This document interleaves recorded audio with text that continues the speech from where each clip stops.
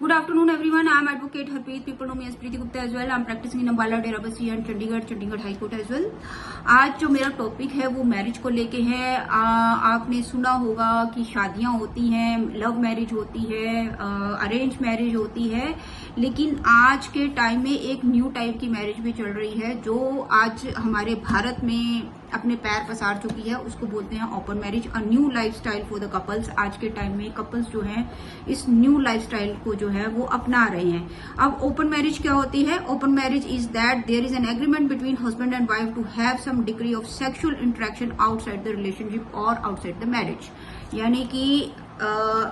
यहाँ पे क्लियरली बोला गया है कि सेक्सुअली इंटरेक्शन के लिए जो है हस्बैंड या वाइफ जो है दोनों के बीच में म्यूचुअली इस अंडरस्टैंडिंग से ये किया जाता है कि जो हस्बैंड है वो किसी आउट ऑफ द मैरिज किसी फीमेल के साथ इंटरेक्ट हो सकता है और जो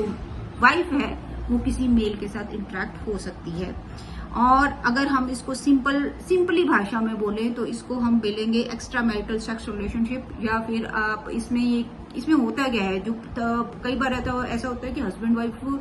जो है शादी तो होती है लेकिन वो बहुत दूर दूर रहते हैं। आपने देखा होगा कई बार ऐसा भी होता है कि हस्बैंड जो है वो आउट ऑफ इंडिया चला गया है, 3-4-5 साल के लिए आउट ऑफ इंडिया चला गया है। तो अब क्या है, तो वो दोनों म्यूचुअली अंडरस्टैंडिंग से चलते हैं कि ठीक है, तुम अपनी लाइफ में किसी को ला सकती हो और मैं अपनी लाइफ में किसी को ला सकता हूँ, लेकिन हम शादी नहीं तोड़ेंगे, हम डिवोर्स नहीं लेंगे। और इस टाइप की जो चीजें हैं ये हमारी इंडियन सोसाइटी में आज के टाइम में देखने को मिल रही हैं। और मैं ये ओपन मैरिज के कॉन्सेप्ट को आप लोगों से डिस्कस इसलिए कर रही हूँ क्योंकि रिसेंटली 2-3 मंथ्स के अंदर मेरे पास 2 ऐसे केसेस आए हैं जिसमें ओपन मैरिज को लेके हस्बैंड और वाइफ के बीच में डिस्प्यूट हुआ है। अब ओपन मैरिज में ज्यादातर जो ओपन मैरिज है वो गे और ट्रांसजेंडर्स के बीच में देखने को मिलती हैं, बिकॉज उनमें कई बार क्या होता है गे और लिस्बियन जो है वो आपस में शादी करते हैं सोसाइटी को दिखाने के लिए, और उसके बाद वो अपने बीच में एक ओपन मैरिज के एग्रीमेंट को रखते हैं कि ठीक है आप किसी और के साथ एंटेंगल हो सकते हैं, और फीमेल जो कहती है कि मैं उसको जो पूरी छूट दी जाती है कि आप किसी और के साथ सेक्सुअली इंटरेक्शन में जा सकती हैं। तो अगर हम बेनिफिट्स देखें, that is not my views, ये जो सोसाइटी में व्यूज चलते हैं उसके मुताबिक ये है कि जो ओपन मैरिज है इसके बेनिफिट्स क्या मिलते हैं। ओपन मैरिज में म्यूचुअल ट्रस्ट होता है, 2 लोगों के बीच में आपसी म्यूचुअल ट्रस्ट होता है, क्योंकि सामने वाले को पता होता है कि जिस इंसान के साथ मैं सेक्सुअल इंटरेक्शन में जा रहा हूं या जा रही हूं वो एक मैरिड पर्सन है।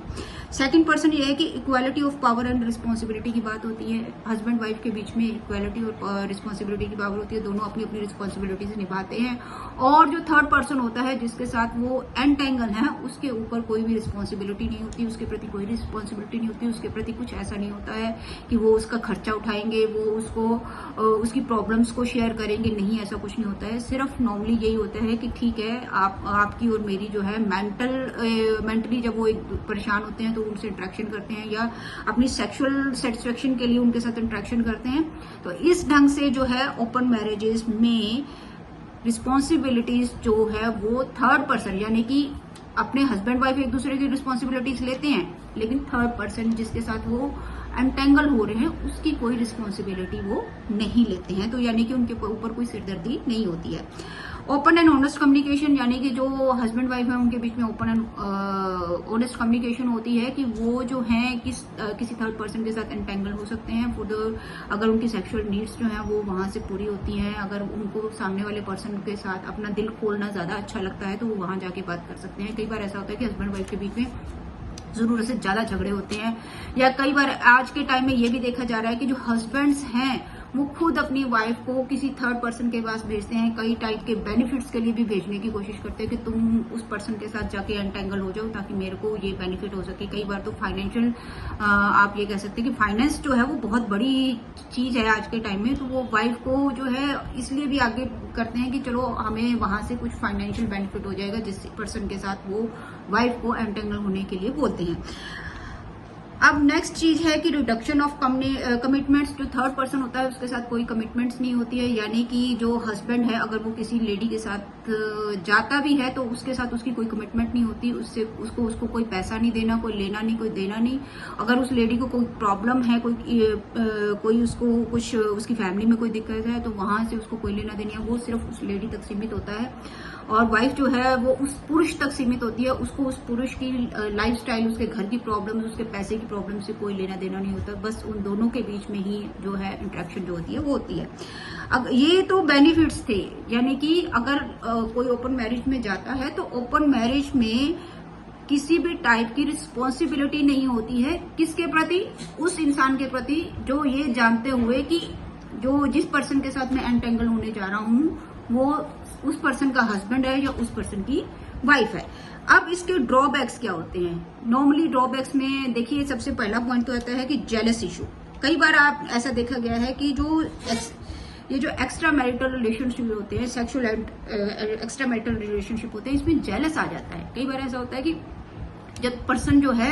किसी, मान लीजिए हस्बैंड या वाइफ जो है अगर किसी थर्ड पर्सन के साथ एंटेंगल होती है और वो भी ओपन मैरिज में, दोनों की सहमति के साथ, ठीक है तुम दूसरे के साथ जो है अपने सेक्सुअल इंटरेक्शन कर सकती हो, तो वहां पर सबसे बड़ी प्रॉब्लम क्या हो जाती है, कई बार जेलस आ जाती है। हस्बैंड जो है वो जेलस या वाइफ जो है वो जेलसी में आ जाती है, क्योंकि होता क्या है कि कई बार ऐसा भी होता है कि हस्बैंड या वाइफ को वो सामने वाले पर्सन जो है उसी के साथ जो है रहना, उसी के साथ इंटरेक्ट होना अच्छा लगता है, वो अपने हस्बैंड या वाइफ के साथ इंटरेक्ट होना उनको अच्छा नहीं लगता। तो यहाँ पे सबसे पहला जेलस को पॉइंट आ जाता है। फिर लैक ऑफ एक्सेप्टेंस आ जाता है कि भारत में जो हमारा देश है इसमें हिंदू मैरिज चलती है, क्रिश्चियन है या इस्लामिक धर्म, काफी धर्मों के लोग रहते हैं, तो जो सोसाइटी है वो इस टाइप के रिलेशनशिप को एक्सेप्टेंस नहीं देती है। और अगर हम इसका और ड्रॉबैक देखें तो इसका एक ड्रॉबैक और भी होता है कि that is the health concern. कई बार ऐसा भी होता है कि जिस थर्ड पर्सन के साथ, अब हमें हस्बैंड और वाइफ को दोनों को अपनी बीमारियां पता होती हैं कि हस्बैंड को क्या प्रॉब्लम है, हेल्थ इश्यूज है, वाइफ को क्या हेल्थ इश्यूज है, लेकिन जो इस थर्ड पर्सन के साथ हम एंटेंगल होते हैं या जिस थर्ड पर्सन के साथ हम सेक्सुअल इंटरेक्शन में जाते हैं तो हमें नहीं पता होता है कि इस पर्सन को सेक्सुअली अगर कोई प्रॉब्लम है, कोई इश्यू है तो उसका हम देख सकते हैं। और अगर इसमें जो सबसे बड़ा पॉइंट है वो है HIV और एड्स की प्रॉब्लम। अगर किसी थर्ड पर्सन को ये प्रॉब्लम है तो वो क्लियर होनी जरूरी होती है कि कई बार ऐसा भी होता है कि नहीं पता लगता है कि इस पर्सन को ये प्रॉब्लम है। अब अगर हम ये देखा जाए कि जो ऐसे पर्सन हैं, जो ऐसे कपल्स हैं जो ओपन मैरिज में जाते हैं, तो जो सोसाइटी है उसके साथ उनकी इंटरेक्शन बहुत कम हो जाती है, क्योंकि वो नहीं चाहते कि सोसाइटी को जो है उनके ओपन रिलेशनशिप्स के बारे में पता चले। तो इस ढंग से जो ओपन रिलेशनशिप के जो पार्टनर्स होते हैं, आप ये कह लीजिए कि 4 लोग हो गए, हस्बैंड वाइफ ने अलग पार्टनर रखा हुआ है, हस्बैंड ने अलग पार्टनर रखा हुआ है। तो इस ढंग से जो ये लोग होते हैं ये सोसाइटी के साथ कम इंटरेक्शन में जाते हैं और इन लोगों को सोसाइटी की जो सपोर्ट है वो बहुत कम मिलती है। तो इस वजह से भी जो है मुझे नहीं लगता कि हमारे इंडिया में इस टाइप के जो केसेस हैं, ओपन मैरिज के केसेस हैं वो हैं, लेकिन फिर भी मैंने अपनी आंखों से, अपने कानों से सुना है। और वो जो 2 केसेस हैं जिनमें ओपन मैरिज की मैं बात कर रही हूँ, उनका रिजल्ट ये निकला है कि दैट इज द डाइवोर्स।